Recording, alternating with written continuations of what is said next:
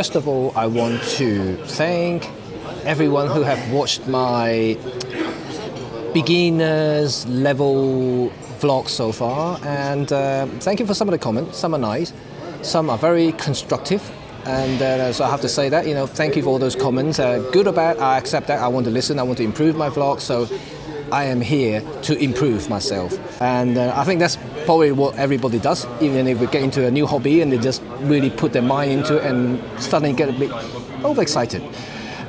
Second, I want to improve the quality of my content, and I know some of you think that my content's a little bit messy in the last few vlogs, and I do agree, because I was basically running like a headless chicken, and then I have no idea what I was filming. I just want to film something and put it up.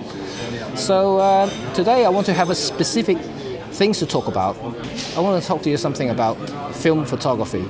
A lot of people know that I shoot professionally. I am now very well established in the digital world, but not many of you know that I have been shooting cameras since the film days, and I've been shooting loads and tons of films, and I love film cameras. And when I turned professional, and I found that shooting film is no longer financially viable, because the processing cost would just be too much, and it's not flexible enough for me to capture the day. I have to basically use a lot of rolls of films, and then the client sometimes may be inclined to pay for all of them.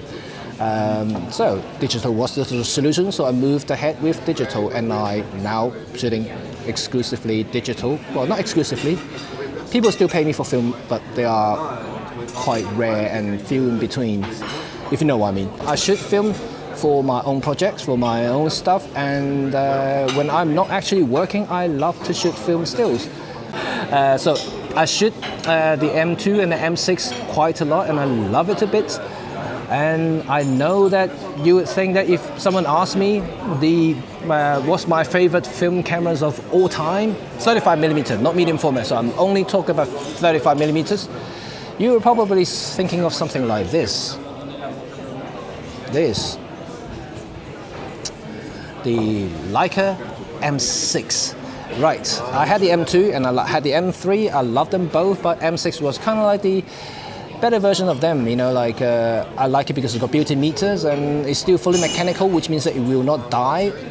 Really, it won't die because it's mechanical. It doesn't rely on battery, so you can take it to some hostile countries and environment, that it will still function. But the answer is no. My favorite film camera is Canon EOS 3. This is the EOS M, well, not M, keep calling M because I know they have the EOS M3, for the EOS 3 cameras. Right, this camera was released in 1999, and that's the time when I was at uni. Well, just graduated from uni, and then and because I already started photography, so this was actually my dream camera at the time, because I can tell you now why it was my dream camera. The very first Canon camera that has that technology was the EOS 5.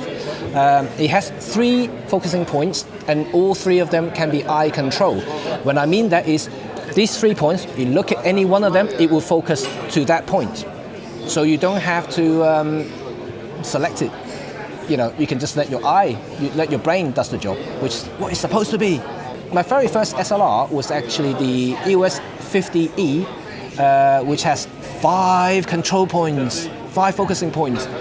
And then the reason I like this, because it has 43 eye control points. Imagine that it covers kind of like half of the viewfinder area. You can literally just look at things and it focuses. Oh, that's lovely. Jeez. Did you do that? No, thanks. Oh, damn it. It's nice coffee, really. Where was I? I was talking about the future technology. The reason I'm saying, all these touchscreen, joystick, about bringing focusing points, and things like that. What is actually better is using your brain.